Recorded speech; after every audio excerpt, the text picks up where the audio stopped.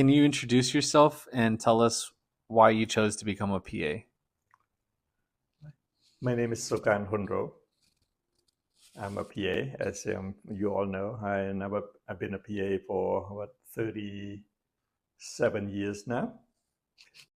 The last 17 years of which I was working in occupational medicine. Okay, and why did I become a PA? I came here as a refugee, and before I came to America, I spent almost 3 years in 6 different refugee camps in 3 different countries.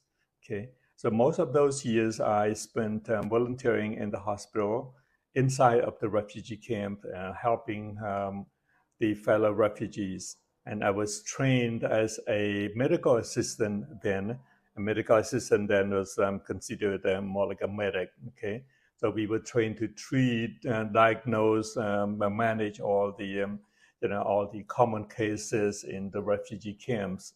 And so with that type of experience, it was only natural for me to pursue a career in the medical field. PA profession was one of the options that I was considering at the time.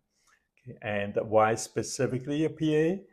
Because I was exposed to 3 wonderful American PAs in the refugee camps, okay, 2 of whom were trained as PAs specifically just to go to work in the refugee camps. So it was those 3 wonderful American PAs that probably exposed me to the PA profession, and that's what um, made me want to be a PA. Can you share a little bit about your own journey as a PA? Well, overall, it's been a wonderful experience, wonderful profession to be in. Had some hard feelings and some frustration and some disappointment during my early years, you know, um, as a PA, because I guess because I ran into some of the more like greedy employers who looked at PAs were just like their money making machines and not like a real professional. Okay, and also at the time the PA profession was not very well known, and it wasn't widely accepted. So there was some kind of resistance from the patients the moment they heard that I was a PA. They say, "No, I'm here to see a doctor, so I want to see a doctor." So that had to do some persuasion and some um, I guess just acceptance of the fact that well we were a pre-new profession at the time, so we'll just have to bend by word whenever we can and respect the patient's preference. Okay. What challenges did you face on your journey into becoming a PA? Oh wow, so many challenges. Again, having come here as a refugee, I'm straight from the refugee camp with very limited English skills.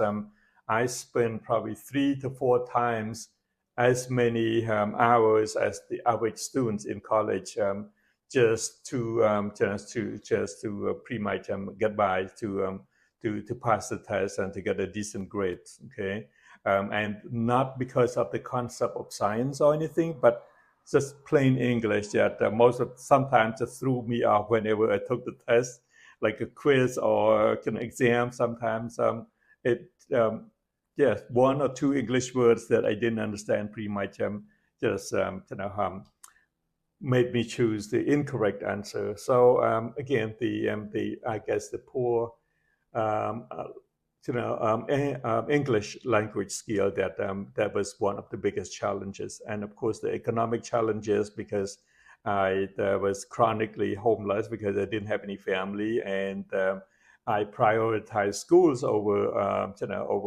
other aspects of life. So as a result, I just worked part time just to get enough money for food and bus fares, but not to make enough to have my own place or anything. So those were some of the main challenges. So as a result, I would hop from home to home, living in people's kitchen and living room, and never had enough quiet time to study at home. So How has being PAs together shaped your relationship as father and son?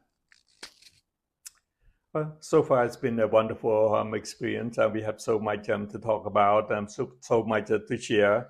Okay, and all the wonderful things about being a PA, all the wonderful things, wonderful experience about the day-to-day experience as a PA in the clinical practice. You know, some of the bad things, and occasionally we share some of the ugly things. What would you say to students who are thinking about applying for this scholarship?